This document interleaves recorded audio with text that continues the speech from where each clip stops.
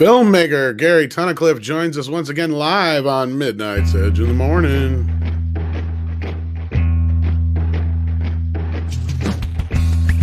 No one cares about the High Republic. More info on the Kevin Feige Star Wars movie and more this morning on Midnight's Edge in the Morning. How's everybody doing out there? I'm Tom Connors. With me is the boss man, Andre. How you doing? Greetings, everyone. Thanks for joining us. Absolutely. And also with us, back again, it's been a little while, but we're always happy to see him, Mr. Gary Tunnicliffe. Happy New Year, everybody. Great to be here. Thank you very much for inviting me. That's right. It has been since last year, since we've had, well, of course, we're only a week into the new year, but still. But welcome. And to anyone that thought that things were going to get better once we passed 2020, off to a great start, huh? We were. That's all we're going to say. And then it all went downhill from there. I started the new year by watching Cobra Kai, and then everything's been shit ever since. Now, to be fair, you also finished Star Trek Discovery. Exactly my point. Everything's been shit ever since. But the last time we got to talk to Gary, he made an announcement, isn't that right? Oh yeah, about chlorophobia. Yes, absolutely. Yeah. So we're moving ahead. We're actually doing another polish on the script right now, and then I think I'm basically I've kind of said that I don't really want to shoot in a non-vaccinated world. I think it would be we're not a big budget production. And I just don't see the point. I mean, of trying to make a film and potentially either being shut down or having people get sick. So and I don't want to be screaming at the crew, calling them all kinds of names and telling them that I don't want to see them doing stuff like that. Although I completely understand why Tom did that, and he had every right to do that. But I don't want to be doing that. I'd rather everyone just had a shot in the arm, and then we could all make the film like we normally make films, and then that'll be fantastic. Yeah, I don't want to chide the crew for being SPs. Let's try to avoid that.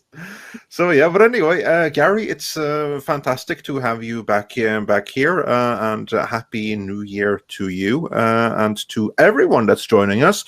Thanks so much for joining us, everyone's here. It's so good to see so many from our community, from so many places. Please hit like, help share the link, and we shall get started on the topics of today.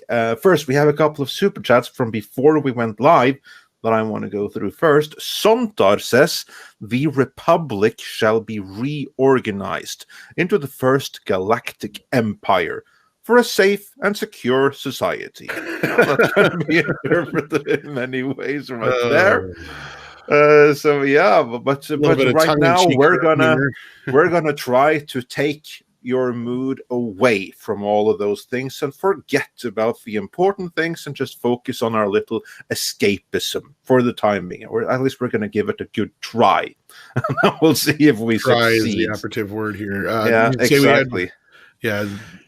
And Alex Acerra says for $4.99, thanks so much. To my understanding, there are horror-themed Star Wars books. Given Feige and Co.'s increasing influence, any chance of Star Wars making strides into new genres?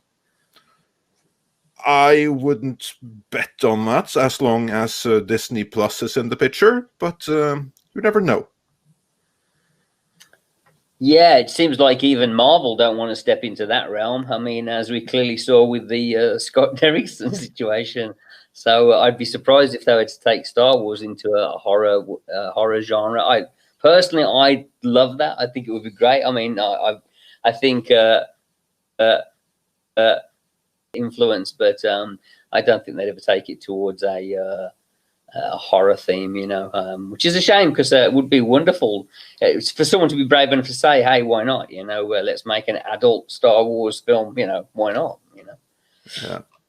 And before we move on to any more super chats, I want to just get us started into the topic of today. But before we get into the battle for the soul of Star Wars, I want to have a little bit of discussion since we have special makeup effects artist extraordinaire Gary J. Tunnicliffe here.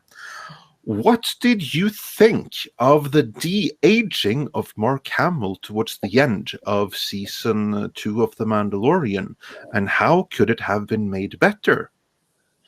Well, I mean, I think, you know, basically you're looking at three. There are three options. Well, four options, I suppose.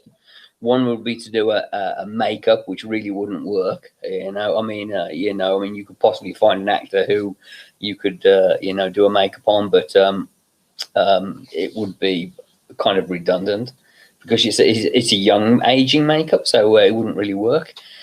You could have an actor play it, which when I watched the footage and saw some of the reaction footage, and tell me if I'm wrong here, but a lot of people genuinely thought it was Sebastian Stan playing the character anyway. You know, I saw a lot of video reaction where people were like, "It's Sebastian Stan! It's Sebastian Stan!" And I'd never realized how much Sebastian Stan looked like a young Mark Hamill until it was kind of raised. So I think that would have worked. Obviously, they did a CGI de-aging, and I think probably, I mean, I am a big fan of deep faking when it's done properly. I would have liked to have seen it probably defaked. I did see a deep fake that was done, but I think it was done very quickly. And no matter what, both of the versions seem to have problems with lip synchronization, and I'm not sure why that was. My initial thought was that, because I didn't know how they'd actually shot it, was I wondered if they'd actually shot it with Mark Hamill, and because he has a beard and stuff, if they'd had problems matching the lip movement. But from my understanding, it wasn't Mark Hamill who actually did the performance. It was an actor who was kind of similar. My understanding is that it was another actor who was the one who ran around in the hood, and that used like the lightsaber and everything. But when he was standing there and he took his hood off, that apparently was Mark Hamill de-aged, using the same proprietary de-aging technology that Marvel has used before, starting in Tron Legacy and continuing in the Ant-Man movies, where they de-aged Michael Keaton. Michael Keaton. Right, though, there was a stand-in, though, and they put Hamill's face over the stand-in, because, like, Script said he knew the one guy that was playing the one part, and he's like, the other guy's a stunt guy. But yeah, so there's technically three people all playing Luke at once. Yeah, exactly. It makes sense that if the I did see a deep fake version of the dialogue. Yeah, I know that the lip syncing wasn't correct, and if that was done over Mark Hamill delivering it, you know, if that deep fake was done over that, then that would make sense why the dialogue, why the lip sync wasn't very good. I think that's what I'm thinking too, Gary. That was my first thought. Yeah, so it would have had a problem there. Yeah, I mean, it's such a weird thing. I mean, we're still very much in kind of, it feels like we haven't kind of cracked it yet, and at times it really works well. I mean, I think some of the deep fakes I've seen of for instance, the Harrison Ford, deep faking into Solo, the movie Solo, I thought were brilliant. I thought were really, really fantastic. Maybe, and again, deep faking relies on having a lot of footage of the actor of that age, you know, at that time, for the computer to be able to use it as to look at all angles and all kind of and get every kind of expression. So you're probably looking at Hamill from that time. There isn't that much apart from the movie, and it probably isn't of the greatest resolution. So that might have also accounted for it. But I mean, I think, obviously everyone was just happy to see the actor, but the character. But there was definitely something where, again, just like so many times when you see something and something is not quite right there. What's wrong? Looked good on the first reveal, but you've got to wonder how much time did they have and how much money did they spend on it. I think it could have been done better. Yeah, and I think I'm trying to remember if it was you we were discussing this with or somebody else, but about how Disney owns ILM now, so they probably used whatever they had for the software that they had done with the Marvel movies, which they said they did, and they avoided using deepfake. But that's why we think it was probably just because they don't own that technology. That's why, because whoever it was that did that deepfake online did it in a matter of a couple of days, and it looks infinitely better, in my opinion. Well, deepfake is an open source technology. Yeah. You don't need to own it anyway. Anyone can do deepfaking. You can go online. Well, I don't know why then Disney just didn't go that route, because you have Return of the Jedi, which has been scanned in 4K. That's obviously what the guy used who did it. And again, the name escapes me, but Andre knows who he is. Shamook. Yeah. And I figured out watching that why it is I prefer the deepfake, and that's because it's an actual face being put on. You can tell the difference between the eyes. You can tell the difference. There's life there, as opposed to the de-aging stuff where it just looks like a dead doll. And what's really strange, Tom, is that the deepfaking is far cheaper and far easier to do than the CGI version. Yeah, I know. And that's, yeah, because it took the name again. I can't even pronounce Shamook. Shamook. Yeah. Okay. It took Shamook like 2 days to do it? Not even, because it was already out by that Sunday or Monday after the show had aired. So it's literally a case of you're just running a software onto the footage. You isolate the face, and then you just run the software on it, and it literally the computer just crunches, and if it'll ask for more data. The more data you can give the computer, the more images of the person's face in every kind of nuance and expression you can give it, the better the deepfake will be. And the higher render you give it. But I mean, it's a case of just running a software.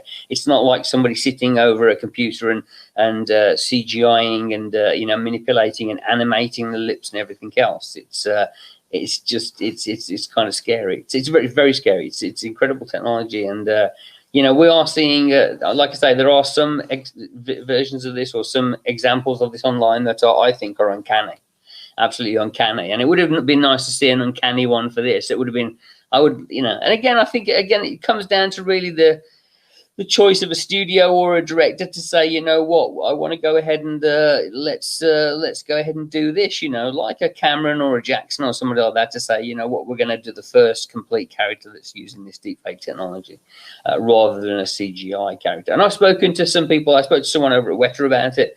And when I mentioned it to them about doing actors, they were like, oh, yeah, that's a really good idea. We haven't even thought about that. We've kind of they said we've all kind of got used to doing the one technology, which is using the CG version. And we haven't kind of thought, why not use that? It's there and it's simple and it's pretty easy to use it.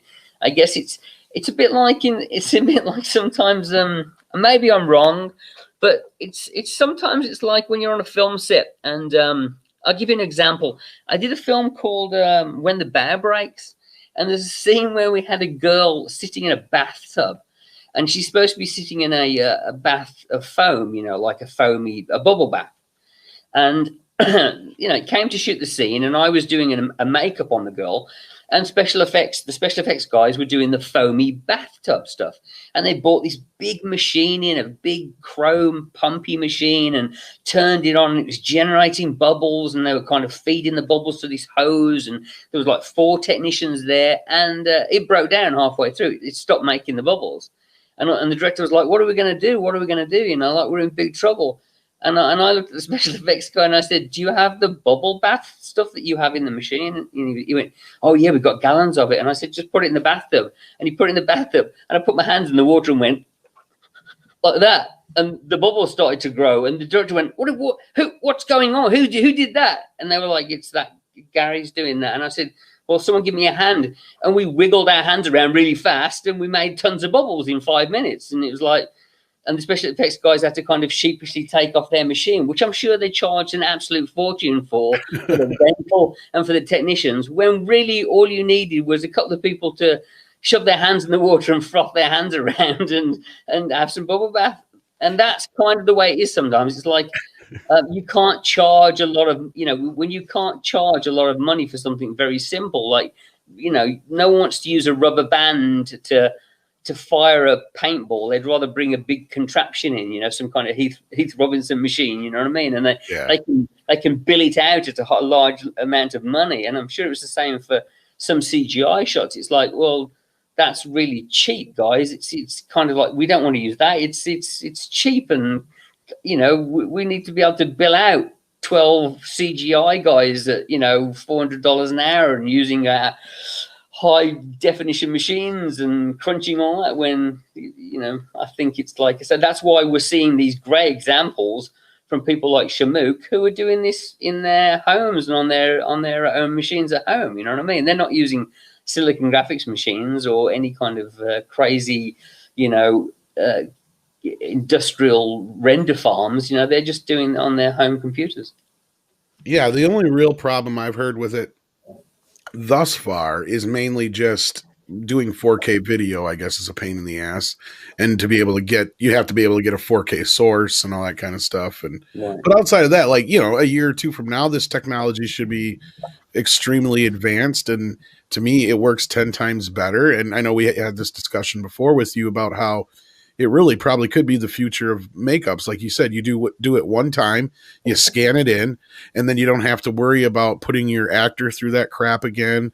It's the process is done. You're not spending 4 hours in a makeup chair to get the makeup on and 2 hours or 3 hours to get it off, etc. and all that kind of stuff. So it does make sense. And to me, somebody who, like, you know, you and I have even talked about this, how I'm not a fan of CGI in almost any way, shape, or form. I mean, I'm fine with them taking things out, using it to composite different things together, but I'm not a fan of CGI effects overall. I mean, I can overlook certain things for stunts and stuff like that, but I'm like you, where you just told the bubble story. It's like, if you can do it in camera on the day and save yourself all kinds of work, trouble, and money, I just don't see the point in it. And I do feel like you're right. There's a lot of directors out there, where I've seen it even in, you know, behind the scenes footage where they're doing a scene and it's like, oh, we'll do that in post. And like, are you kidding me? Just do it now with some tape and popsicle sticks.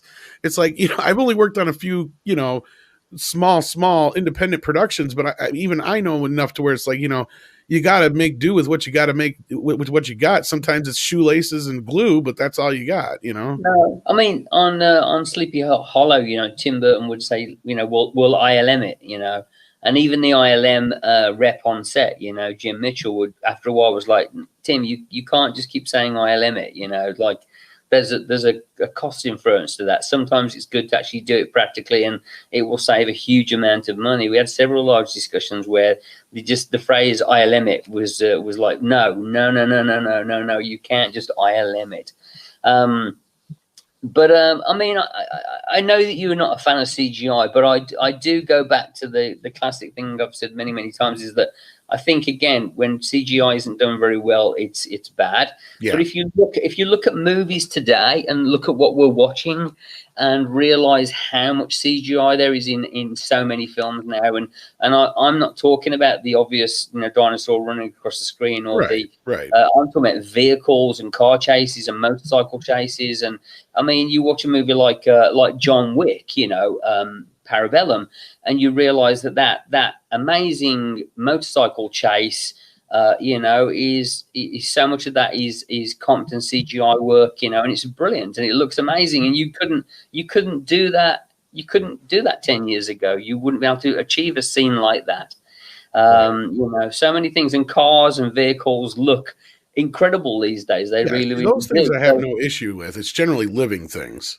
Yeah, I mean, again, there are. I mean, look, I mean, I disagree with you to a certain degree, because I think you watch a movie like Avengers, and to me, Thanos is a real, living, breathing character, you know. And I think if you watch Planet of the Apes, I mean, I think those apes look absolutely 100%. Oh, I agree with you on the latter, and even with the former. But the problem you have is you have a great character like Thanos in the same movie, where you've got extremely bad effects and some other scenes that just, you know, you got to have that quality control there. That's the other problem. Yeah, I think, you know, I mean, Stephen Norrington used to say, you know, it's really a question of, do you have enough money to flick all of the buttons on the desk? You know, like, really, CGI comes down to how many layers of effect, how dense the layering is. The more buttons you can add, and the more layers of luminosity and depth and everything else, and shimmer and you know, and you know, it's really, like you say, sometimes you come down, you can only afford this many. You know, if you can afford all of them, flick all the buttons, then you get something like when, for instance, when ILM did Davy Jones, they knew they were going to spend a lot of money, and they went out of their way to create a character that would be incredible. You know, and Davy Jones in that Pirates of the Caribbean movie is unbelievable. It's an incredible piece of work and looks beautiful. And then in the background, you've got shitty, you know, hammerhead man head, you know, and it's bloody awful. So yeah, I think sometimes they just run out of money, and they just they can't do it on everything. And that's unfortunately is when you've got one thing in the frame that looks very, very good and one thing that's not so good, it stands out like a sore thumb. But I mean, like I say, going back to, you know, to Avengers, even you look at Thanos, it's a great character. I think Rocket, you know, you believe Rocket, you don't kind of look at. I mean, I lose myself in those movies. I'm not thinking, oh, that you know. I mean, what would it be 15 years ago? It'd be a puppet, you know. It'd be an animatronic thing wiggling around, and you'd only have it shot from the waist up. It wouldn't be walking around and talking, you know. So, right. You know, and again, it's you know, it's getting better and better all the time. I mean, we can go back now and look at movies 10 years ago where the CGI is really, really ropey, and it gets better and better all the time. So, you know, yeah, but I think embracing technologies like deepfake would definitely be a benefit to them. And like I say, I think regarding the makeup question, I think it's just a case of a director saying, you know what? I've seen an example of this. I'd like to see a test of an actor in a makeup, you know, being put on every day by deepfake, and if it's good, then we'll go with it. You know. Yeah. No, and I'm not adverse to it when it's being used and utilized well. And I know, you know, most of the time they don't get nearly as much time as they would like to. And if they had the time, we could get, you know, great effects all the time, like the Planet of the Apes movies. But then we get movies like one that just recently come out, like Wonder Woman, and they had several months to fix scenes that everybody was pointing out that were glaringly bad in the trailer, yet they didn't fix them. Well, I mean, yeah, we haven't spoken about that, Tom. We were both right. See, we didn't have I haven't spoken to you since Wonder Woman came out, and hate to be the person that was like, I told you so, but yep, I told you so. I think we could see it in the trailer. It looked bloody awful. Oh, yeah, we all knew. Well, Grace Randolph saying when she saw the trailer going, oh, you know, and Cheetah's obviously going to look better. That's obviously just temporary effects. It's like, no, that isn't the way it works in visual effects. But I've seen visual effects companies in action, guys, and it's scary. I was on a film where they paid $1 million to an effects company to do 17 shots, and I remember being in the. I was in the boardroom having this meeting because I was asked to come in because I conceptualized some of these shots, and the visual effects company turned around and said, "We've done 12 shots. We're supposed to do." You know, we were like, "Yeah, you've done 12." And they look good. Where's the other 7? And they went, well, we've run out of money. And it was like, well, but you were contracted to do 17 shots, and you've only done 9 or 10, and you've run out of money. So what are you saying? And I said, well, we need more money. We need like another $1 million to do the other 7 shots. And we were like, but you agreed to do it for that. Yeah, but we've run out of money. But the 9 shots look really good, right? And they were like, yeah, but you agreed to do 17, you know, and we need 17 to finish the film. And they were like, sorry, we have no more money. So if you want the other shots, you'll have to pay more money. And we were like, we paid you $1 million. Now, like, yeah, you could go and try and sue them, but what are you going to get out of them if they're broke, right? We've got no more money left, you know. Like it was like, but. And their constant reply was, but the shots look good, though. You like the shots they've done, right? And it was like, yeah, but where's the other 6, you know? And they're like, yeah, we ran out of money. But they look good, though, don't they? They look really good. Yeah, but where's the other... You know, it's like having a wedding. That's where, as a director, you got to go, look, I would have rather had all the shots that look decent instead of half the shots that look good, okay? Like, you know, yeah. But what happens sometimes, it's like, I mean, not so much these days, but like I remember having a shot, on Blade. I remember on Blade, Norrington said that one of the visual effects companies, they did a shot. It was either Blade's glasses flying through the air or a sword flying through the air. And when they got the footage, Norrington said the sword's coming the wrong way. And the CGI company went, yeah, well, we did it the other way and it didn't look as good, so we thought it looked better going this way. And he was like, yeah, but he throws it that way. I can't have it going the wrong way. And they were like, yeah, but it looks really good, doesn't it? What are you talking about? And sometimes there's a disconnect. I think animators are just, they're in charge of their one little piece. And again, this may be also why you sometimes get a lack of a mismatch of quality sometimes, because certain people are working on certain shots and certain people are good ones. Again, like a classic example there would be, you know, when you had Steve Spaz Williams working on Jurassic Park doing the T-Rex, you know, in the rain sequence.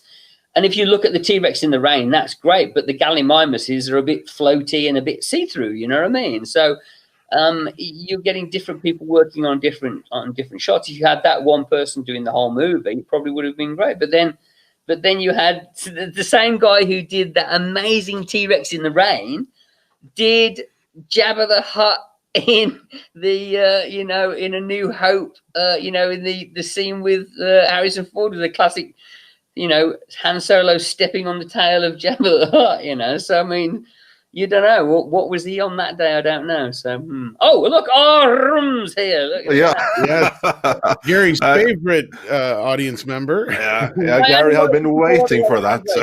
I love the way Andre says his name. So it always makes me happy. Yeah. So yeah, we got the super sticker from and we got a number of other super chats too, and we'll get to them momentarily before we get back into the Battle of Solar Star Wars. But we really have to, of course, listen to Gary's stories because they're amazing. Ladies and gentlemen, this is the reality of working in the movie industry. But no, like, you know, it's a weird thing, and so CGI companies are like vendors sometimes. They just, you know, you know, I mean, you know, I did a video years ago where I took the piss out of ILM because I said that ILM stands for I love money. Well, I'll be honest with you. There's times they do great work, and then there's other times where I'm just like, yeah, I'm not so sure what. Yeah, but see, you know why that is, right? Again, this comes down to you know, sometimes at ILM you get the A team and you get the B team and you get the C team. Oh yeah. Know? If all their people are working on certain things, it's a weird thing. And I know some people who work at ILM who you know, and they say it's a you know, they have great experiences there, but sometimes they're literally like, you know, they do their little tasks and it's like, yeah, fine, it's fine, I'll move on to your next thing, and they're like, really? That's okay? And they're like, yeah, approved, moving on. So you know, I think anyone who's watched those videos of that classic stuff of George on Phantom Menace, where he's, you know, that horrible realization sitting in the screening room where he's like, yeah, I think we did a bit too much. You know, it's like, well, then you can't fix it now. But I think Mage Grey Wolf was watching Mead last night.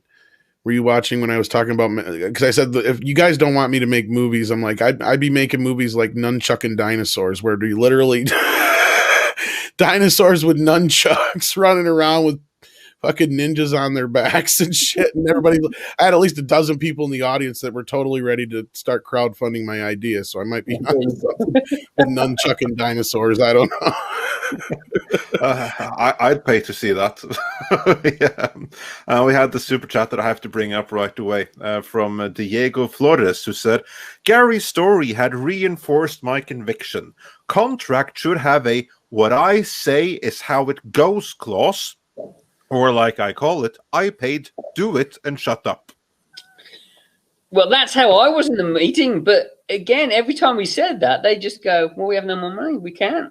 And it was like, we paid that. And they're like, yeah, but those 9 shots are really good, right? Yeah. Where's the rest of it?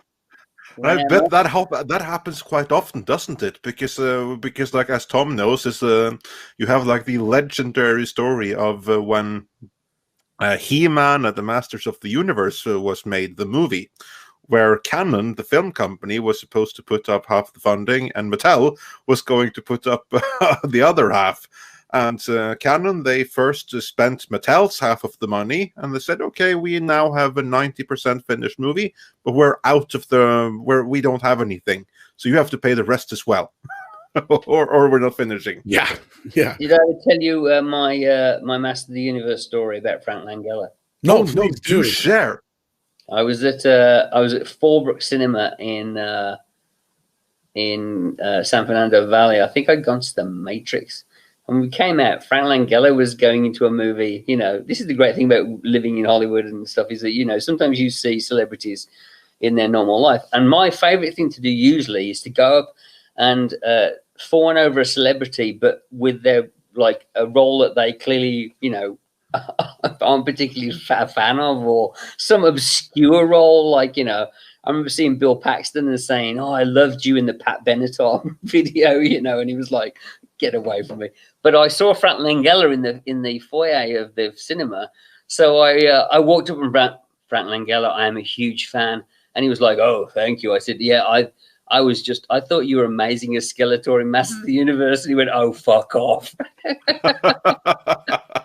I think either I was going to bring up, you know, like Dracula or something, or some, you know, wonderful, you know, stage role he'd done. But I thought, I'm going to bring up Master of the Universe and see how he reacts to it. And he was like, "Oh, fuck off." Was it more jokingly though, fuck off, or was it like a real fuck off? And it was kind of half joking, half real. I think, you know what I mean. It was just fun. I mean, the other one was, for years and years, I'd been a fan of Steve Zahn, who's not a very well known actor, but I always thought Steve Zahn. I love his shit. Yeah, Steve Zahn's great. He's brilliant in everything he's ever done. You know, I loved him in That Thing You Do, and I loved him in. He's great in so many things. But if you ever watch a favorite movie of mine, which is Crimson Tide, he's one of the Navy. He's one of the submarine guys in that, and he gets killed fairly early on. He has a metal plate hit him in the face and kill him. And I'd always said to my friends, if I ever see Steve Zahn, I'm gonna say, "Oh, I loved you in Crimson Tide when you got hit with that metal plate and died 4 minutes into the film." And sure enough, I was at Chateau Marmont, and he was sitting at the bar one night. I was there with Jerry Butler, actually, and I saw him, and I went up and I was like, "Steve Zahn," and he was like, "Hey, how are you?" And I said, "Man, I love your work. When you got hit with that metal plate in Crimson Tide, I was moved." And he was like, he just burst out laughing. And then what was really, really brilliant was he burst out laughing, and then he went, "Hey," you went, "Aren't you the English guy from Project Greenlight?" And I went, "Yeah." And he went, "I love you, man." He went, "You're hilarious." And I was like, he said, "You're the guy who said, you're the director, why don't you fucking direct me, right?" And I was like, "Yeah." And he was like, "Yeah, I loved you in that, man." So it was awesome. One of the strangest things that ever happened, but I've always thought that was funny. So I would say to people, if you ever see a star, you know, a famous person, don't go up to them and say, "Oh, I loved you in their biggest role." Think of some kind of weirdly uncanny, weird little movie role they did, you know, and go and mention that to them, because they'll usually have a better reaction for you, or they'll be like, "Really, you saw that?" Well, at least that tells me that Steve has a sense of humor. You know what I mean? Like, he took that. Oh, Steve, he was great. We sat at the bar for about an hour chatting, and then we left. Cool. Like, "See you, you know, great talking to you." And you know, he was really cool. And he was one of those actors that I've tried to get into so many roles in movies, but so many directors wouldn't cast him because they said he's a kiss of death. He's killed so many movies. He's kind of like they won't cast him, even though they know he's a good actor. But I was just my always thing was I always loved him in That Thing You Do. He only has about 12 lines, but every line in it he makes an absolute doozy. He really does. So yeah, vastly underrated actor, and can play everything from funny to twisted and dark, and everything in between. So yeah, you know. But like I say, I think if you can ever remember actors' roles in strange little things they did, you know, then they kind of, I think. Well, he even made movies like Saving Silverman, and what was that other one, Happy Texas, and some other ones that were like, they had no rhyme or reason to be any good, but since he was in them, they were actually watchable. Yeah, Saving Silverman, the one where he's in the Neil Diamond Band with I think so, yes. Him and Jack Black. Yeah, I mean, he's great in that, you know, he's hilarious, yeah. But yeah. Gary, are you asking yourself questions here? No, I'm just kidding. Because as you see on screen, Gary74988 says, "I really liked your Hellraiser film. Any plans for a sequel? I hope so." And to anyone wondering, Gary J. Tunnicliffe is the director of Hellraiser Judgment for for those few of you who might not have figured that out. So, are there any sequel plans? Which I know the answer to, but there's a similar one. So why don't you push that? Well, it's very kind of you, Gary, and what a great name you have. That's amazing. I don't think there will be any plans for a sequel that I will be. I think Hellraiser right now is got its own sort of, who knows what's going on with that, with Clive taking back the rights and everything else. But I think my tenure on the Hellraiser front is done. But what I would say, Gary 749388, is if you watch the film I'm about to direct next, Chorophobia, which is about clowns, I think anyone who enjoyed Judgment is going to go, hang on a minute, these Cenobites have been switched out for clowns here, you know. So I've managed to do what I did with the Auditor and that kind of stuff, and transfer it into this new movie. So the short answer is no. I'd love to do a Hellraiser movie again. I would, and I wish I'd get a phone call from them and be invited to do it. But I think they've moved on, and whether it's a TV show or the reboot or whatever, I don't think anyone's going to be hurrying to call me. But I am utterly thrilled that as time has gone on, people continually reach out to me and say that they enjoyed it, and that it was one of the best of the sequels, kind of thing.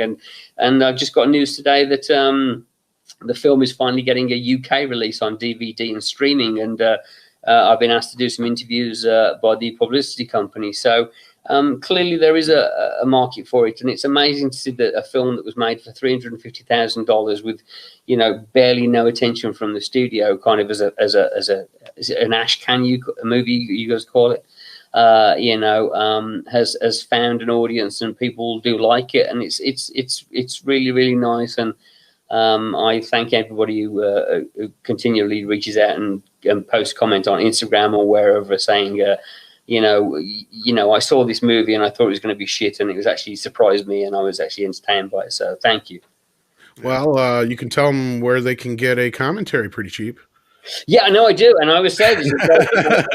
Someone actually commented. Someone wrote to me the other day and said thank you, and they got it, and I said go online. I said there's a director's commentary on YouTube with my great friends at Midnight's Edge. So again, I think it's never going to be massively appreciated, but people who find it kind of say, it's kind of like they were just genuinely surprised that it was anywhere near as good as it was. So, thank you. Yeah, you're getting some love in the chat, so there you go. I know, right? It's very, very kind. I really do. And people love the Auditor. Paul T. Taylor, who does conventions, he's constantly saying to me, dude, he's like, you have to do conventions. He's like, people love the Auditor. He's like, they're all like, when's the Auditor going to do a convention? Right. Well, we've brought it up to ourselves. Like, we'd love to just see that character in its own TV show or movie. Like, just the idea of you could hang. Like, I know we've talked about it, in other times, but like, yeah, it'd be great to see a show with just that character as the center, and like every episode, like you said, like you'd have different souls that each week would be on trial, and it'd be an interesting kind of twisted kind of show. Yeah, a good bookending character. He'd be a good Rod Serling. Exactly. Yeah, like Crypt Keeper, what have you. Yeah, exactly. Yeah. And with that, we're going to do a couple of super chats, and then we're going to get back into the topic promised in the title and thumbnail. But first, a couple of super chats. Well, we've been talking about computer stuff. The CGI. Yeah. And Spider Unlimited says for $9.99, thank you so much. I want my Finn and Rose spin-off in the vein of Johnny Loves Chachi. Well, unfamiliar to me, but I'm sure that's awesome. And Gerald Armstrong says, do you think Mark Hamill is being honest with fans with his disdain for the sequels, since he shares the politics of the heads of Lucasfilm? Oh, I think he's absolutely genuine about his thoughts on the sequels. I think he hates them. Well, I think that's proof of somebody who can separate their art from their politics. Exactly. I mean, you may not agree with his politics, but I think he's made it pretty clear from day one that he was not happy with what was going down. And he's said it in several interviews, and I think the most glaring was where he said, when I signed on, my deal was no cameos, a run of the trilogy, and all this other stuff, and all that shit went out the window the moment Disney got on board. So yeah, I think he felt from the very start he was getting the shaft, and then, you know, after the insult of the Force Awakens, I'm sure the Last Jedi just really hit him hard, you know, because of all the people that are involved in Star Wars, Mark Hamill was the one that seemed to embrace it the most, because he's a fan, he's a sci-fi fan, he's a geek, you know, so he gets it. Do you not feel though that I mean, again, I don't want to throw gasoline on the fire. Maybe I am, but I'm just asking the question. Do we not seriously believe that had JJ been allowed to do the second and the third, it would have been a completely different ball game, and that really the rise of Skywalker, you know, was really just JJ having to kind of like try and get back on track, fixing what Johnson had done in the second film, because it just felt like he was the one who threw all of it out the window and basically shat on all the ideas that Abrams had kind of instilled. And I you know, and from the very beginning of the movie, when Luke throws away the lightsaber, I was literally like, what the F's going on here? You know what I mean? You know, we actually have proof. Do you think Abrams would have taken it in a different direction? Yeah, we kind of have absolutely. We know for 100% fact that he would have taken it a different direction, because Abrams, he planted seeds in The Force Awakens that were supposed to grow and mature over the course of 2 movies, to then be developed and explored in the 3rd movie. And then comes Rian Johnson, who, with the blessing of Kathleen Kennedy, decides that, no, I'm going to subvert expectations. So everything that was set up, I'm going to do the exact opposite. And I'm going to close all of those story threads. And I remember when I first saw The Last Jedi in theaters, I've said this the whole time, like, my feeling when the movie closed was this episode 8 or episode 9? Because this closed the story. Where the hell are they supposed to go now? And indeed, in episode 9, they had to basically start over from scratch with a brand new story, because there was almost nothing left to work with. And we've seen potentially leaked treatments that JJ had put together. And of course, Simon Pegg and Daisy Ridley have both said that JJ had a completely different plan. And I've said this, and you may get a kick out of this. I've said flat out that The Rise of Skywalker and The Last Jedi were the world's most expensive Twitter fight between directors. Right. Basically, it was Rian Johnson going, "Fuck you, I'm going to do this," and then JJ going, "Oh, well, you fucking ruined my movie. Well, I'm going to fucking ruin yours," you know. And they both spent billions of dollars to do it, basically. Yeah. Which is, I just think it's a terrible shame for such a beloved franchise that we all love, and we're owed more than that. I mean, I felt Force Awakens was you know, obviously not a perfect movie, but I can watch Force Awakens and still enjoy it. You know, and there are moments of it that I have it actually works for me as a film. The Last Jedi, I cannot watch. I cannot watch it. There's nothing about it I enjoy at all. It feels like pandering, and it feels like going off in its own thing. And then I just feel that, again, unfortunately, there are some scenes in Rise of Skywalker that I enjoy, but I just think it's trying to basically course correct so much that it's off the rails. You know, it just doesn't work as it's the best it probably could have been. I mean, you know, I do trust JJ as a filmmaker and as a storyteller, but I think he was just literally trying to tie up loose ends and make it work as the final piece. But I definitely feel like it was, you know, the Last Jedi that just crippled the whole thing. Literally, not just the trilogy, but Star Wars as a whole. Because after The Last Jedi, Solo flopped, and maybe it would have flopped anyway, probably would, but it definitely flopped after the whole Last Jedi spiel of kill the past, or bury the past, kill it if you have to, which was kind of like the theme for the movie. And then after that, all the merchandise sales, they went out the window. Yeah, everything, every single indicator of a brand's health went down the drain in the aftermath of The Last Jedi. And that actually does kind of like take us a little bit to the main topic of today, because what happened in the aftermath of that was that 3/4 of a year after the release of The Last Jedi, then Bob Iger had a huge interview in the Hollywood Reporter, which was there as part of like a means to promote his then upcoming management book disguised as memoirs. And in it, he takes responsibility for Star Wars, and he says that the buck stops with him, and basically he took over very publicly a lot of the power that Kathleen Kennedy should have had as the president of Lucasfilm. And then afterwards, The Mandalorian happened. Now, of course, it was in development to begin with, but at some point, Jon Favreau got some level of autonomy over the Mandalorian, and the story is that he reports directly to Bob Iger, not Kathleen Kennedy. And there are now 2 factions of Lucasfilm.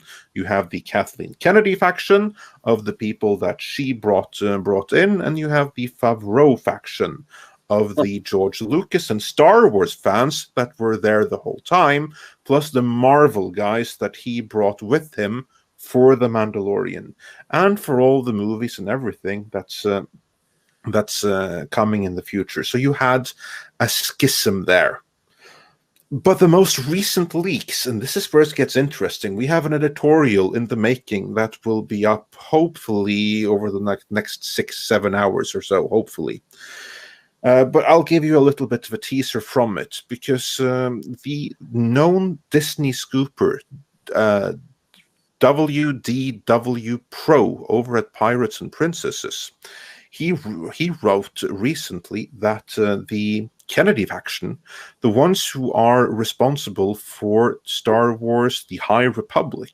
Gary, are you familiar with The High Republic? No. The publishing initiative. Well, this is like the next big thing to save Star Wars.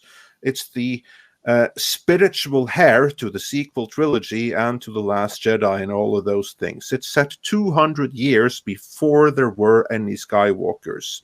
Okay. And it's a massive mega story that is told across books and Marvel Comics and nowhere else. So it's a pure publishing initiative. And this premiered on the 5th of January. That's when it first premiered. So of course you can tell from like the cover what this is. This is more ideological, very ideological driven. You can say is the thing with this thing right here. And they were so super excited for it. But then, according to DW Pro, the insider, or the scooper with inside connections, the Kennedy faction are up in arms because they didn't know about Luke Skywalker appearing in the end of The Mandalorian. Because again, Jon Favreau reports directly to Iger, and Kennedy and her team, including the Lucasfilm story group, are cut completely from that equation. So they don't know what they're doing. Only thing that they know is that they had worked really hard on this High Republic thing, and now no one cares because the Mandalorian stole all of their thunder. What are your thoughts on a company in that kind of a position where you have 2 factions that are rivaling against each other in the same company? And one of the things that they dislike is that it's very obvious from the Mandalorian and the High Republic that come from the same company, but this betrays that there's no unifying vision because they're trying to achieve 2 very different things.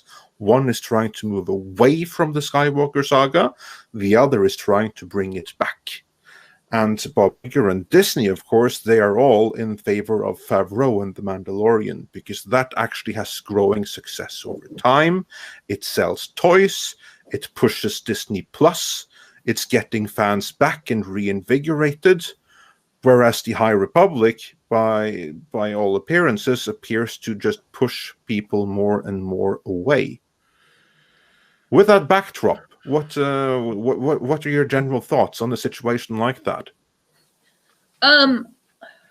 Yeah, I think my general feeling on the whole situation right now would be, I had a huge amount of respect for Kathleen Kennedy. She's been around a long time. She's worked on a lot of movies. Obviously, she had a great relationship with Frank Marshall, and has clearly been in the industry a long time. But I don't think she's done anything good for the Star Wars franchise, I think, and I really am surprised that she's still being allowed to do what she's doing in it. And clearly, Jon Favreau has come in with a fresh take on it, and a love of the material. Really, my fundamental question would be, if I had a chance to interview Kathleen, would be, do you like Star Wars? Are you a fan of it? Do you enjoy it? Is it something you're passionate about, or is it just a gig for you where you're getting paid? And you kind of inherited this. Because I think unfortunately she's done a huge amount of damage, and I think it's a shame I think she should have had the kudos to step away from it. This is a person who's made an enormous amount of money, and if she wants to make some kind of political statement movies, or and woke content, then go and do it with something else, and leave Star Wars to people who are passionate about it and really, really have a love for it. Because clearly what Favreau's done with Mandalorian, he's tapped into that. You can feel his passion for it, feel his love for it, and it radiates to the screen, and he gets it. I think I'm not saying he'll get it right forever. You can only, if you're on an upward trajectory, you're eventually going to stumble at some point. But clearly he's a fan who's making movies for fans of the franchise, simply by that sequence of Skywalker turning up. I mean, the excitement of people seeing, the X-Wing fly in and all that, it's like clearly Favreau gets it. And, you can imagine Jon Favreau sitting in a meeting game, and what we're going to do at the end? We're going to have the Mando pinned down, and there's no way out, and one person's going to come and turn up, and it's like, who can it be? And of course it's going to be Luke Skywalker, and he knows that's going to give everyone a hard on. Most of all, it's going to give him a hard on. So I think it's a shame that there's this kind of in-house bickering, and it's basically what it's doing. It's doing a disservice to the films. I mean, I think she allowed the Rian Johnson situation to happen, so I lay the blame at her feet, and I think it's time that she should step away from it and let it go into the hands of people who are doing good things with it, like Favreau. You know what I mean? Yeah. This now brings us to yesterday's announcement of the new Star. Well, actually, it wasn't an announcement, but the reveal, I should say, of the new writer on Kevin Feige's Star Wars movie. Well, before you jump to that, Andre, we should probably get Gary's reaction to a couple of these characters, especially the one that's on screen right now. This is Mr. Leox Gyasi. Okay. He is obviously modeled after Matthew McConaughey, and he was described as Han Solo meets Matthew McConaughey, but a few, especially the guys over at Echo Base Network, noticed in the name here, Leo Gyasi. If you look at that, it says Leo X is gay if you kind of rearrange the letters just slightly. Now, if you know anything about the Pope Leo X, which would be Leo the 10th or whatever, he was gay. But not only that, he was a nightmare. Mm-hmm. So, that was not very well. It's not the most masculine of poses, is it either? No, it's not very well hidden. Not very well hidden. You have to show the paint over, because that's even better than the official art. Yeah, the paint over is amazing. And then we got furry gremlins. So this then is Kathleen Kennedy's The High Republic. Yeah, and then we got an elf in space for some reason. And then there's Ram Jamaram. This is supposed to be a guy. and that's the fun. I get the feeling that that this is that Kathleen Kennedy's trying to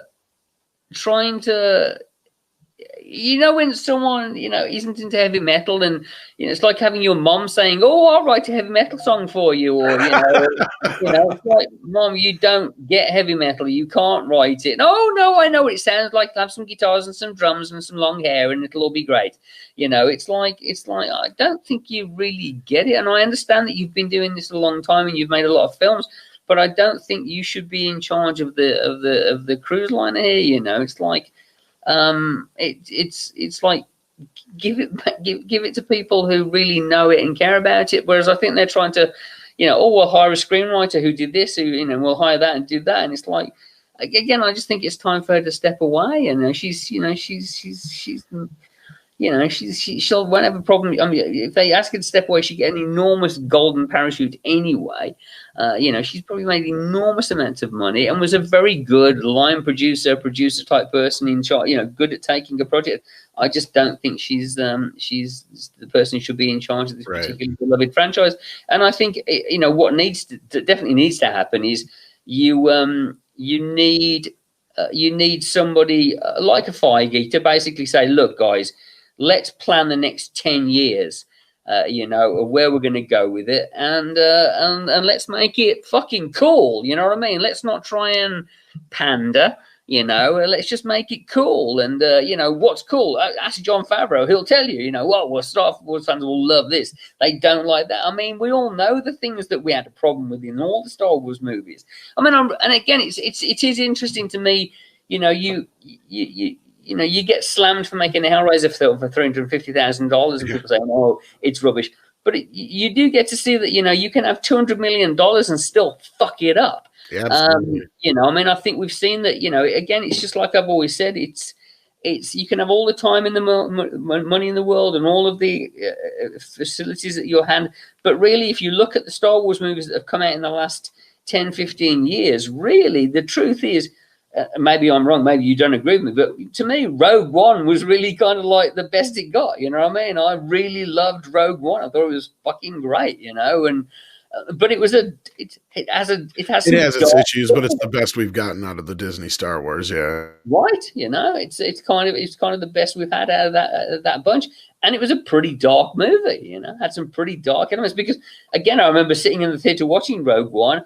And having this weird feeling, my wife's not a big Star Wars fan. She's not. She goes along with it and watches with me. She enjoys the spectacle of it. But halfway through the movie, I remember taking a deep breath in and kind of going, oh, my God. And she said, what? And I said, I just realized everyone in this movie is going to die. They're all going to die. And she's like, why? And I was like, because they have to, because none of these people survive into A New Hope, so they're all gonna fucking die. How cool is this? And I think the team behind that got it right, and then we ended up going off it. Like I say, I thought Awakens was pretty good, but then I thought it all just turned to shit when they just did Last Jedi. So I think clearly.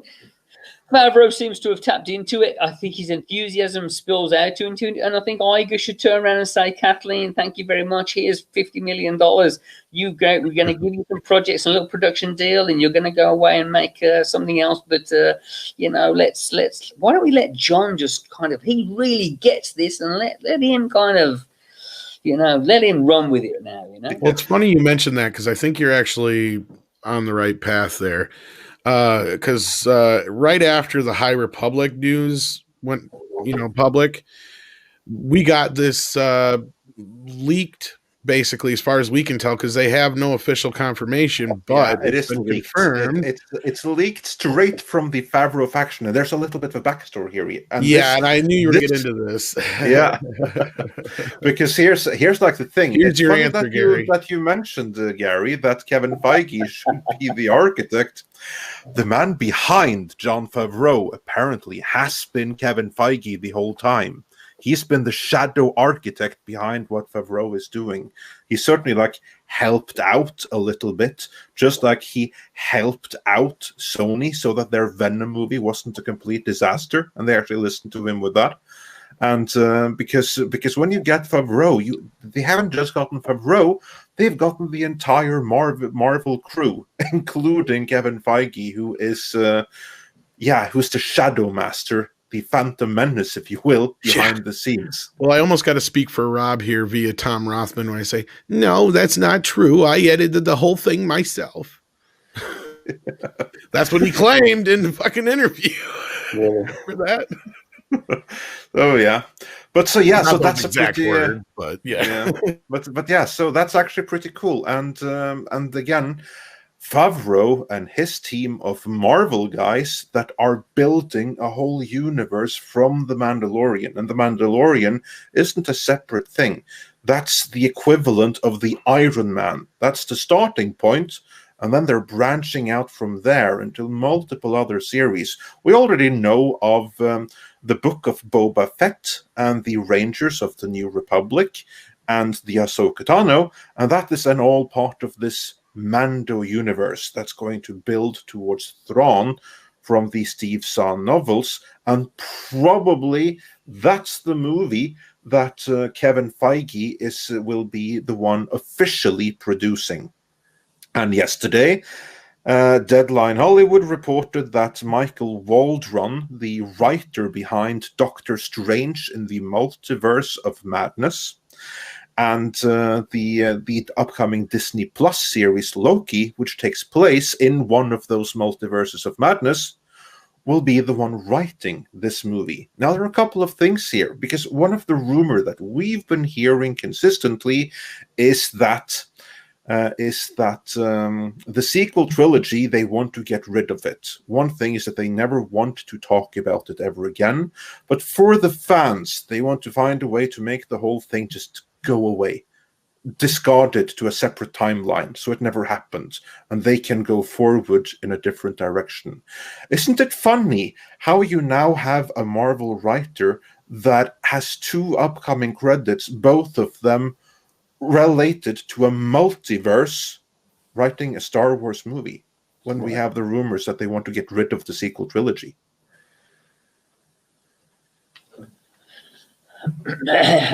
I mean, clearly, Marvel has been a huge success, and I think that's probably why they're tapping into it, because they've got it right. I mean, I do think that we're in danger of oversaturation with this stuff. It can be a bit too much. Maybe it's time to take a breath and just kind of pump the brakes a little bit, and then kind of make a plan and let the audience get hungry with this stuff again. I am worried that we're seeing, Book of Boba Fett and this and this and this and this, and it all tends to look a bit the same after a while to me.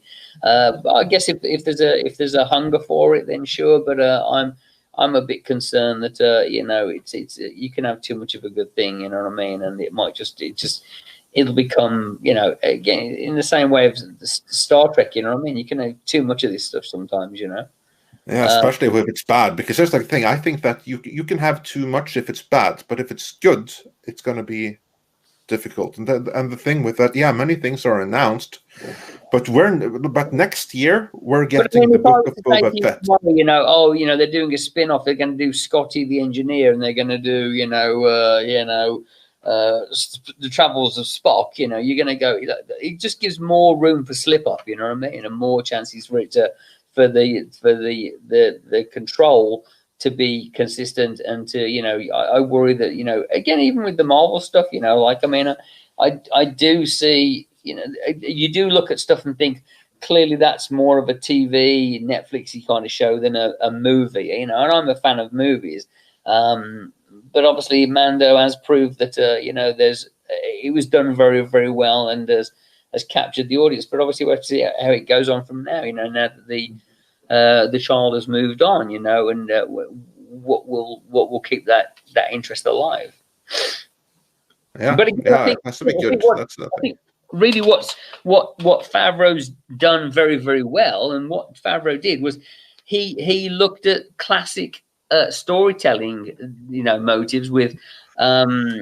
Looking at kind of like classic Japanese kind of like storytelling and incorporated in Star Wars. And I think that's a very smart thing to do. Again, if someone was to do, that with Star Wars and do a Star Wars movie that's the Seven Samurai, I'd buy into that. If you did a Seven Samurai movie, but set in a Star Wars kind of world with all new characters, I think that would be great as well. I think, again, tried and tested stories that work really, really well, told in a different galaxy, in a different generation, will always be good, because we've already seen that story works.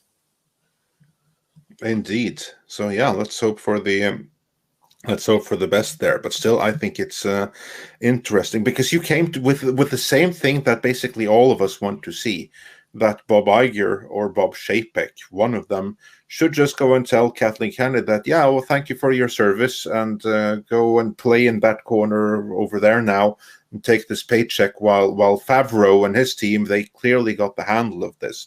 But instead, you still have this Lucasfilm divided, and they're operating under two different strategies, which we see very clearly now with the High Republic, and also some of the upcoming Disney shows that come from that particular camp that will continue that agenda. What I find is puzzling is why they haven't shut that down and invest money, throw more good money after bad on the things that the audience clearly has rejected. And the High Republic, you saw the pictures.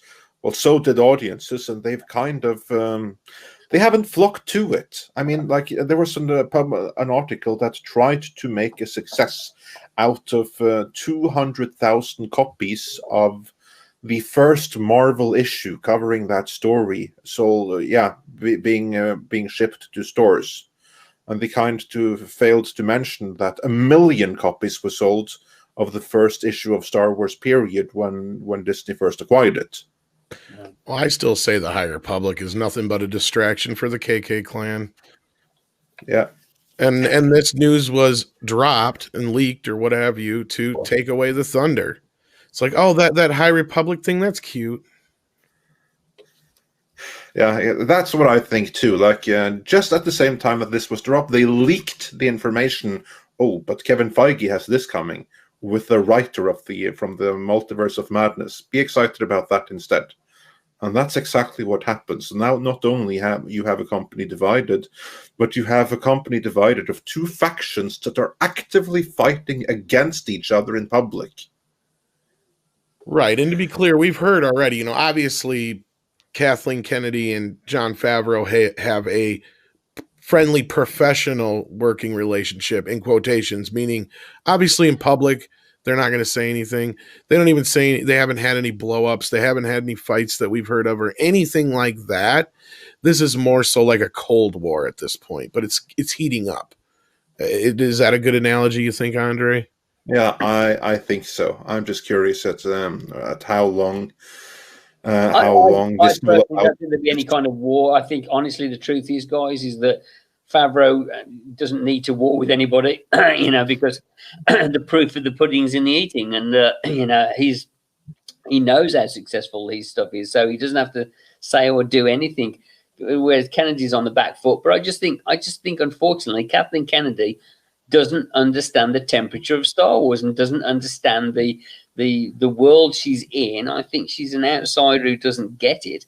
And looking at the High Republic stuff is a perfect example of that, of like somebody saying, "Oh, I know, I can do this Star Wars thing," and it's like, you can. You're not in that world. You don't get it. It's like I said before, it's like trying to have somebody who's written baked cakes for a living suddenly making heavy metal music. It's like, I know you think you know what it is and you understand the nuts and bolts of filmmaking and what the story beats should be, but it's you need to have a passion for this. It needs to be made by people who understand it, know it, and love it. That's what Feige was for Marvel. Feige was a guy who entered the system at Marvel, worked his way up, and was a huge fan of Marvel and knows everything about it and loves it, and that's where the passion came from. And you need people who understand, I think, this stuff. Like I say, people ask me sometimes about, would you want to direct a romantic comedy? No, I wouldn't. I wouldn't want to do a romantic comedy. Yeah, I enjoy watching a good romantic comedy, but I like making dark, weird, creepy shit because that's what I like. You know what I mean? I don't want to make... even if someone said to me, "Hey, here's a shitload of money," I'd be like, "No, I'm not the guy to do it." I'd rather I'd rather make something low and weird and creepy and bizarre and disturbing than get paid a ton of money to make something I really don't understand, you know. No, that's understandable. And people don't do that, though. People they just see the money and they're, oh, yeah, I can do that. I've made films. I worked with George Lucas. I worked here. Yeah, of course I can do it. But I'm surprised that somebody just hasn't gone, thank you. You know, you've done very well, and you know, we're going to give you a production deal. You can go and make a couple of little projects, and let John take this from now on. He seems to have a pretty good. I'm surprised they just haven't put him in charge of the whole thing. Kind of he is. I think it's more Kevin. But here's my thing with KK is I don't understand how somebody can be around somebody for 30 years and not pick up any residual talent at all. Like none. Well, I think you either got it or you don't. Well, because she's obviously has talent. I don't care if I hung out with like 20 minutes with Steven Spielberg, I'd have more talent than this woman. I've said it before. I get it where people like give her so much fucking praise, but it's not hard to be Steven Spielberg's producer. You call New York City, you go, hey, can we get Brooklyn Bridge shut down? This is Kathleen Kennedy. We're producing the new Steven Spielberg film. Oh, right away, Miss Kennedy, no problem. But if it's like, hey, this is Kevin Smith's producer, can we get the Brooklyn Bridge shut down? No. You know, it's not hard to be Steven Spielberg's producer. I'm sorry. I suspect, though, Kathleen Kennedy was an extremely good line producer in UPM, you know what I mean, who basically was a person that you gave a budget to, and she came in on the numbers and did the job and ran a tight ship and got it all done.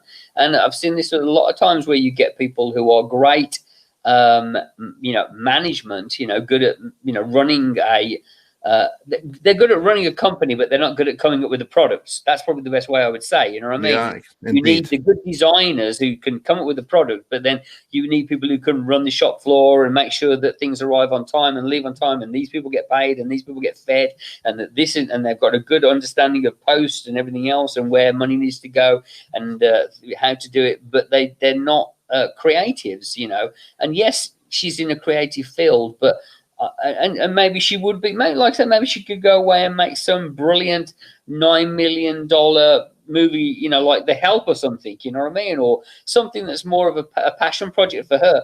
I just, like I say, I'm sure that if you were to sit down and ask her genuinely and say, do you like Star Wars? Do you go home and read Star Wars books? Are you into this? Is that what you watch on your TV at night? You know, what are you watching? Are you watching Star Wars? She probably go, no, I'm not really. She watches Saturday Night Live and wonders where all the women are behind the camera. That's the way she thinks. No, I'm not trying to pick on her, but at the same time, I feel like, you know, people give her way too much credit for what she has done or really hasn't done. This is the lady that said, well, what if he got the dog instead? You know, like if you've ever heard that interview with Spielberg. Well, again, I think there are times when people like that in those positions start to claw at what's popular. It's like suddenly going, oh, who's number one in the charts right now? Put them in the movie, you know, and what's popular right now? That is, you know, that's literally exactly what she did. And that's why there's so many directors to have come and gone, because they were hot the moment that she hired them, like the guys from Game of Thrones. And then season 8 happened, and then they were out the door. Yeah, it all comes down to the simple phrase I've always said: you either replicate or you innovate.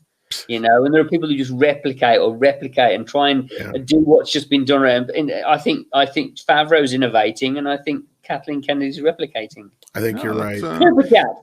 And I loved your analogy earlier of her being like your grandma or mom trying to write you a heavy metal song. I think that is perfect. And speaking of perfect, I think we need to get to some super chats. Yes, we have a few super chats outstanding. Perfectly great amount of them. Yeah. I won't be able to show them on screen because StreamYards be like that, so you shall have to listen very carefully, for I shall say this only once. Mills sends for 14 South African runs. Which sci-fi IPs survive the woke apocalypse? Well, I would say the ones that are dormant right now. Those ones. And Mr. Tickle Well, I have a feeling it sure as hell ain't going to be 007. Yeah, no. We can write that one off right away. And Mr. Tickletrunk sent us a super sticker of a cute little kitty or puppy. Roger Haynes sent another super sticker of a thumbs up. Marty sent us 20 Canadian dollars. Thank you so much, saying, "It's New Year's, folks. I hope you people had a good time over the holidays." Well, thank you. I hope everyone out there had that as well. And Diego Flores says, he refers to something you said earlier, Tom, and says, "Tom, that movie you described already exists. It's an animated series called The Adventures of T-Rex.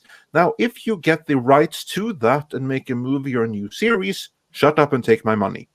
I'm going to pretend I didn't hear about that and just continue to push nunchucking dinos. Yeah. That's all I'm going to do. And DB Cooper says something that I certainly subscribe to. "Gary always has the best stories. I could listen all day." Yeah, it's always a pleasure to have Mr. Well, he always surprises us with a new one. That's the best part. Is like just when you thought he's told you every story that he could possibly tell you, he's got a million more to tell you. That's the great thing. I have so many. We could literally do a story time corner with Gary every week. Don't give us ideas. Okay, you just gave me an idea. We're going to make that happen. I warned you. I warned you. It was too late. Too late. I want a smoking jacket and like a big book, Gary's tome of stories. I remember a time when I was on set with Rennie Harlan. No, I have an even better idea. The the auditor sits down and tells stories. Good Lord, there you go. That would require you to get in makeup every time. Yeah. Or deepfake it. But anyway, moving on. Alex Acera says, on one hand, if the ST was good all the way, I never would have gotten into the EU. But on the other, ST would be sequel trilogy. On one hand, if the sequel trilogy was good all the way, I never would have gotten into the extended universe. But on the other, I never would have without its failure. So yeah, there's that. And the Big Red Bear also sent us 20 Canadian dollars. Thank you so much. And he says, I'm not a fan of Star Wars anyway, so I'm happy these fools burned it to the ground.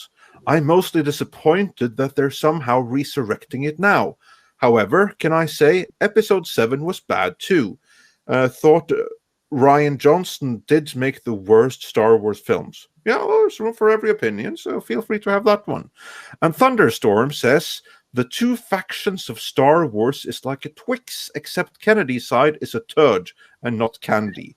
All for ideology without story. Yeah, we have some comedians out there in the chat, which is always a delight. I'll never look at a Twix in the same way. I'll always be scared which one I pick now. I'll be like, which one should I? Well, I don't know, Gary, you may have seen it, but Andre, I doubt you have. For a while, there was this ad campaign for Twix. It was like, vote for which side you like more, the left or the right side. And I literally had a friend who thought there was like, I don't know, I think I like the left side better. I'm like, dude, they're the same fucking thing. It's a joke. Like, what the fuck, man? Yeah, that's brilliant. Why are we friends? And Mark C asks, do you think The Last Jedi documentary, the director and the Jedi, was designed to indoctrinate the viewer? Well, certainly to influence, I will say that. And Silver Nova says, why can't Disney mess with another IP like the Garbage Pail Kids movie? It would be difficult to make that film any worse. Actually, I wouldn't want them anywhere near the Garbage Pail Kids. Yeah, Tom likes it. I don't like it, but it's like one of those movies that's so bad it's good kind of thing. Guilty pleasure, I believe, is the term you're looking for. I don't even know if I'd call it a pleasure. It's just like The Room with what's his face and Howard the Duck to some people and stuff like that. Just, you know. And Mr. Tickletrunk says, we're almost caught up now. Gary's got it in one. Church lady trying to be cool, as for your comments about Kathleen Kennedy. And Star Chaser NX says, Thrawn would not make a good main antagonist. Yorus Kabauth, the insane Jedi, also from Sound's Throne trilogy, would be far better. Well, maybe there's room for him. One does not need to rule out the other. And Dr. Coffin Nail says, KK, what do you think of the High Republic? Me, Ram Jammit, ma'am. And Thunderstorm says that the woke republic equals, he says woke republic, and then he sends like an emoji of pile of dung, so that's pretty telling. And then we have a question for you from Willie Woodward, Gary, and he says, Gary, what are your views on spectacle? Do you think audiences, especially teenage and 20s, can love a movie without the crazy spectacle? Yeah, I still fundamentally believe that a good movie is a good movie no matter what, and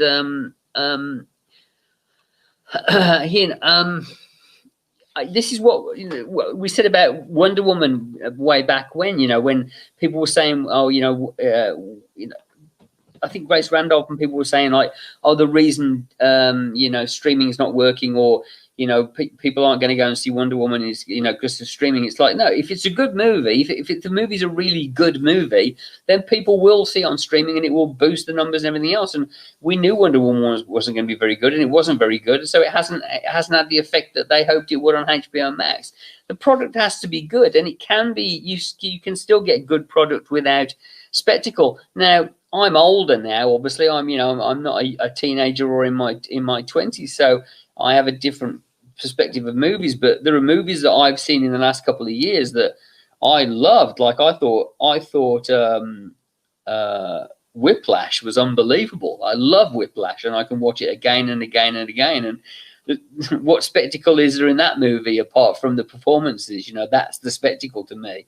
I think Blumhouse have clearly proved it, that you don't need spectacle. I mean, they're not spending a great deal of money on their movies, but something like Invisible Man I thought was very, very effective. So I mean, I think there's definitely less spectacle in those movies. So someone's just said there, Joker doesn't really have any example. Yeah. A great example because it's character driven and it's great dialogue and you're involved. I mentioned a movie like The Help. I think The Help's a great movie, and I think. Or so I mentioned Cobra Kai earlier. That's another one that doesn't have. I mean, yeah, you got the stunts in it, but they're still not. It's not like superhero level stuff. Yeah. No, So if something has a good story and it's told well and acted well, then it doesn't need to have a great spectacle to be effective. Yeah, if you can get that kind of story, what's the thing that's Mandalorian's based on? Isn't it called something in the Cub or Lone Wolf and Cub? Lone Wolf and Cub. So I would imagine that Lone Wolf and Cub doesn't have a great deal of spectacle in it, and I'm sure it was very, very effective, clearly effective enough to inspire Favreau. So it's amazing. It looks like something Quentin Tarantino could have directed. So there you go, right? So you've got the non-spectacle version that's really, really good and effective, and then you've got the spectacular version with Mandalorian. So it's a perfect example of that they both work, And again, even with Tarantino, I don't think Tarantino films are particularly spectacular, but are always enjoyable and empowering. And a film like Reservoir Dogs, for instance, which is made on a shooting, Pulp Fiction, still a movie I enjoy, all the time, and enjoyed that when I was younger. So.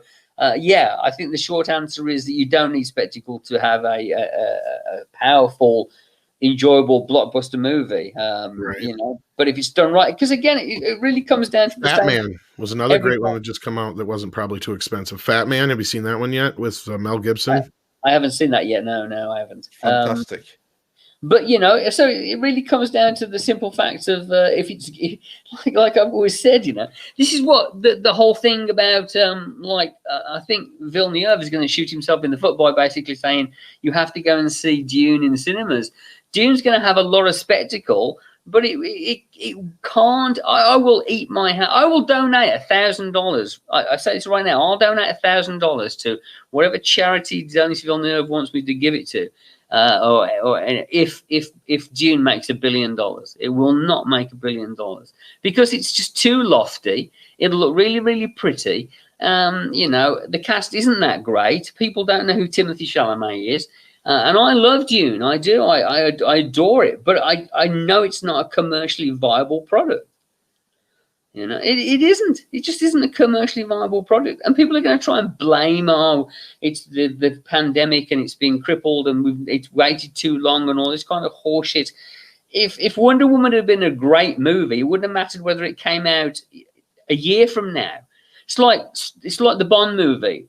I know the Bond movie isn't very good. You know, I haven't seen it, but I've watched the trailers. And it just doesn't look very good. There's nothing in that trailer that you go, wow, that looks really fantastic. Quite the opposite. We know that the trailers are as good as it gets on that particular one because we know more. Yeah. Of course.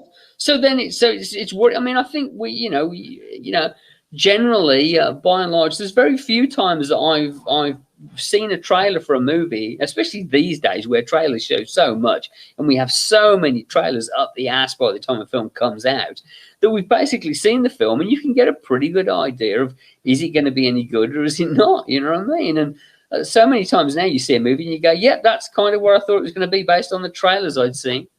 You know, and I think we knew Wonder Woman was going to be bloody awful because the terrible cheetah character looked like a bad CGI character. You know, and well, I could have forgiven that if the story was decent, but we knew early on that the story was going to be garbage. Yeah, because we got a story leak pretty early from that, and it didn't change one bit. And it's just like, really, they're going with this? Classic case of a director being given too much power because the studio are going, oh my God, you made such a great successful movie. We should just give you all of the chips. We should just give you it all and let you run with it. Even if you haven't written that many things and you're not a superhero writer, you know, we should just let you run with the whole bloody thing. And this happens so many times where people get given too much and they run with it, and it just it kills, you know. No, and I understand what you're saying. Like, even in a non-pandemic situation, Dune would have a completely uphill battle to face. One thing I did notice, though, and I may have brought this up to you before, but I know Mr. H and a few other people have noticed, when the trailer came out, within a month, it had outpaced the Batman trailer, which had already been out for a few months. It's a great looking trailer. Yeah, and so like I feel like there may have been some kind of pent-up want for it, or curiosity, but $1 billion worth, I don't know. Yeah. These days, for a movie to make $1 billion, it all comes down to one simple thing. It will be about those first reviews and people simply saying, oh my God, you've got to go and see this movie. It's fantastic. You know, I mean, and I've given Villeneuve, I'm going to tell you something that's going to shock you. I've watched Blade Runner 2049 8 times in the last 4 days. Really? Yeah. I've watched it 8 times in the last 4 days. A movie that I didn't particularly enjoy in the cinemas, I watched it 8 times, and I stand by it now. Is that it's got certain scenes that are very good. It's a beautifully pretty movie, but it's just not. It just doesn't work as a whole thing. You know what's funny about that is how movies like that I don't. There's been several movies like that where I didn't really care for them the first time out, but then I found myself just continually going back to them. And I don't know why, but yeah, I don't know about that. To me, that's always been the power of the one director I've always gone and said this about is Stanley Kubrick. Is that I don't think there was any Stanley Kubrick movie that I ever saw and enjoyed the first time. You know, I think every one of his movies I saw the first time was like, oh, that was okay. And the second time I'll be like, oh, it was that's pretty good. The only exception for me would have been Dr. Strangelove. Right. That one I adored the first time I saw it, and I'd watch it a million times. But yeah, no, I think you're right. Because even 2001, the first time I was kind of like, what the hell did I just watch? It took me a while it had to sit with me a while before I finally got it. You know, I not so much got it. But better the more you watch them. But with Villeneuve's 2049, there are certain. I mean, what's odd about that film is it feels tiny in certain. I mean, like there are scenes with just like 1 or 2 people in an office, you know, or in a little room somewhere, and then you've got these elaborately, beautifully lit scenes, but it just doesn't work as a whole thing, you know. See someone there saying Full Metal Jacket grew on me. They do. Kubrick's movies have this. What's better is he's got a picture from Tusk. Oh wow! There's a vastly underrated, weird little odd movie, you know. But Kubrick's movies did have that power, and I think it comes down to a testimony of the writing and the layering and everything else in it. I have to concur with Queen Elizabeth. I actually am not a fan of 2001. I would say. I know that's going to sound like a travesty, but Andre's heart just broke. I heard it. No. I'm very happy with or perfectly understand. Doesn't change my views on it. No, I know, but I know it's one of your favorites. But I do love. I love FMJ. I love Shining. I love Eyes Wide Shut. I really do. I love Eyes That's Wide one of his only ones I've never really revisited too much. I'm not saying I wouldn't. But no, like even Full Metal Jacket, that's one of the only ones I really, when I watch it, most of the times I'll quit at that logical ending of the film. I don't go to Vietnam. It's like, why did you go to Vietnam? It's weird, right? Why, Isn't it? Stanley? FMJ is 2 movies. It's 2 movies. It is amazing. You can literally watch it until I go to Vietnam, and you can say, "Oh, I'm going to stop now, and I'll watch the next one." The next. I very rarely finish it. Very rarely. It's like I just look at it and I'm like, why didn't he recut this or just cut that all out? Like you could have recut it like to where you had both stories running simultaneously, maybe, because otherwise it loses all steam after that. Your climax is in the middle of the movie. What I would say to you about Eyes Wide Shut is go back and watch it and realize that the movie, to me, what it's about is it's about a man who's at every turn he's going to do something wrong, sinful. He doesn't do it. He something either stops him or stops him going through it, and you know what I mean. And it's weird because there is all this darkness going on around him, but he's actually quite a moral character, and he's broken down by it. It's got some brilliant subtext, some really fantastic subtext, and again, it's a testimony to Kubrick hates his party. If that's true, it's probably just because it really wasn't his movie. It was more studio picture. Yeah, studio picture kind of thing. And he was brought on after the movie was already started. So, yeah.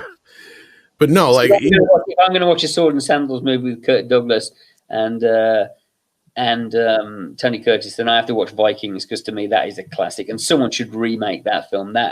And you think what a brave movie that is. That you imagine these days making a movie like The Vikings where your 2 leading actors, one has his eye ripped out and half his face is gouged, and the other leading actor has one arm. It's like those are the leading men in the film, and they're both disfigured. You know what I mean? It's incredible. I still have never seen that film. You've never seen The Vikings? No, I just haven't had a chance to. Wow. But no, I pretty much have. I got Kubrick's filmography and. Watch The Vikings sometime and watch the final fight scene on top of the tower and think, how did they do this with that stuntman? And how dangerous was it for them? But The Vikings. I'll add it to my list along with one of the ones that was in the super chats. Speaking of, I think we should get back to Andre. Yeah, let's get back to a couple of super chats. The previous one we had was, let's see, Taker610 says, Falcon Winter Soldier fight rebels at the Capitol. Yeah, there you go. That's nice way of mixing pop culture into into real world events. And Goose the Loose says, worst part of High Republic is its lack of novelty. Mando has novelty to spare. Wise Boy Scout Jedi are old news. Underworld bounty hunters are in. Yeah, exactly. There you go. And Jedi Master Zootopia says, Andre, thank you for your video on the Mask of Zorro. It was great. Oh, thank you. I'm glad you enjoyed it. And then he continues, I was glad that you linked to the movie. I didn't know it was free online.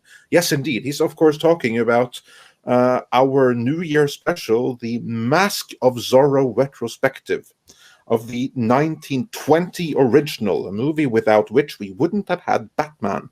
So see that retrospective for the full story, and then click the link in the description for that video, and you'll be taken to the full movie itself, which is now public domain.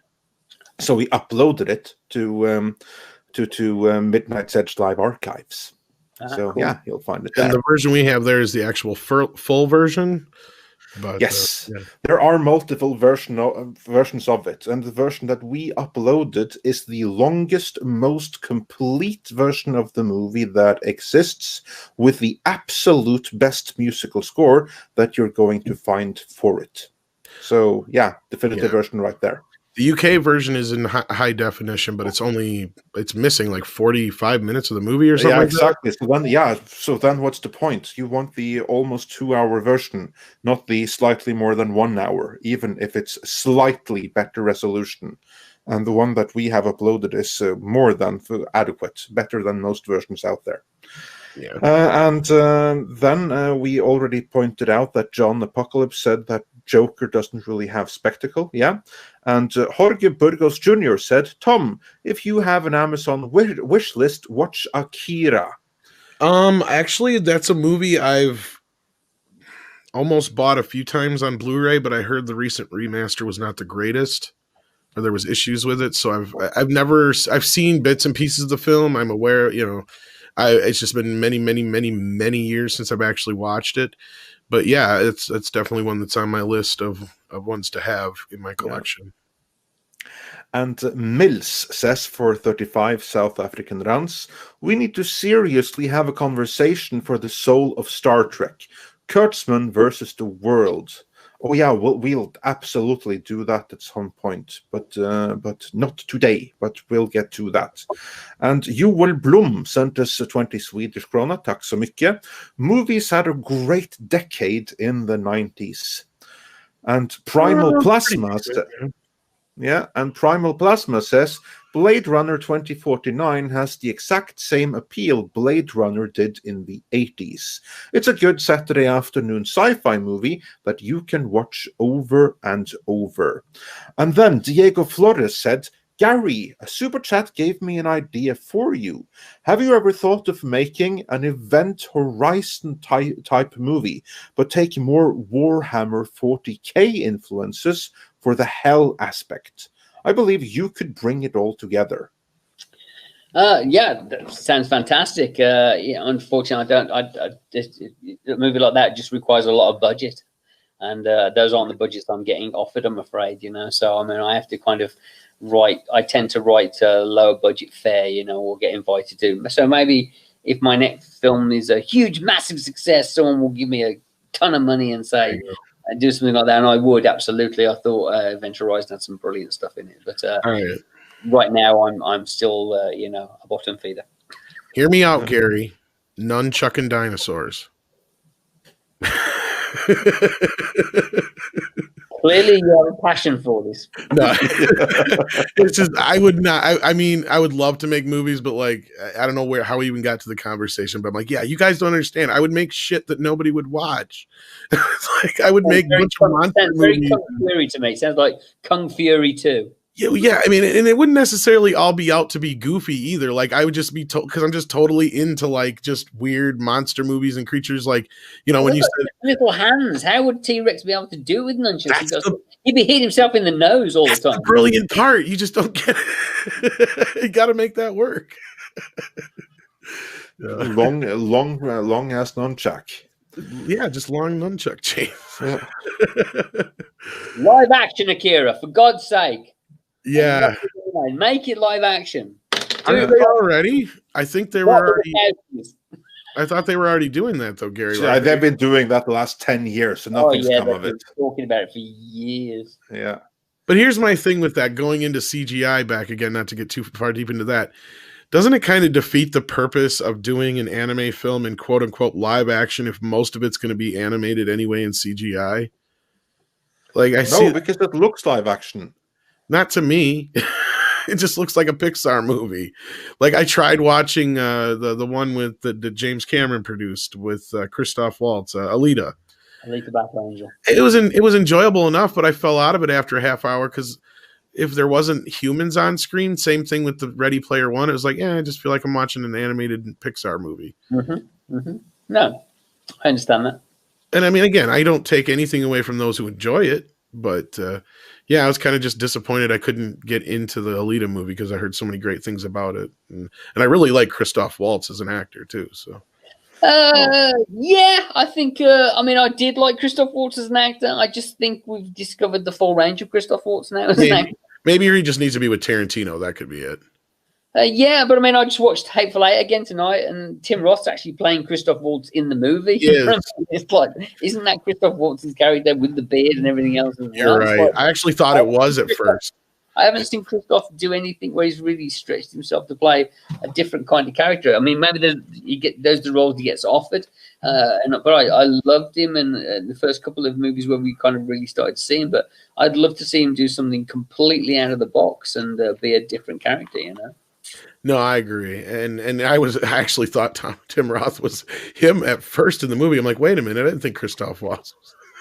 Well, I literally watched it and thought, oh, you couldn't get Christoph for this, so you put your old buddy Tim Roth in there, right? Yeah. Well, I think that was more of an homage to Reservoir Dogs, but yeah. Just he wanted to have a bit of that there, especially with him and Michael Madsen. Yeah. Yeah. And don't get me talking about Tarantino. We'll be here all day. I literally have a wallet that says "bad motherfucker" on it. So, exactly. Getting back to the last couple of super chats, Crispy Critter says you're describing an unbalanced movie. Logan's Run was like that. Great concept, beautiful photography, but mediocre script or direction. I agree with that. But again, I think you look at a movie that came out in the 70s when, people were more tolerant of pacing and stuff like that. So, I don't think that movie would work in its current format now. But I think a remake of Logan's Run, if you amped it up, I mean, to me, The Island is kind of like a little bit Logan's Run-esque anyway and kind of shows what they would have done, what a modern-day version of Logan's Run would be. I love that movie, by the way. The Island, to me, is the best Michael Bay movie. It is. By far. That's such a great movie. I mean, I do think they're a little bit immortal towards the end. They go through a hell of a lot and seem to survive. But I still think it's a very, very strong and powerful movie, and it's got some great stuff. I love the stuff, inside the facility, and I love when they escape as well. It's funny. It's got some great action sequences.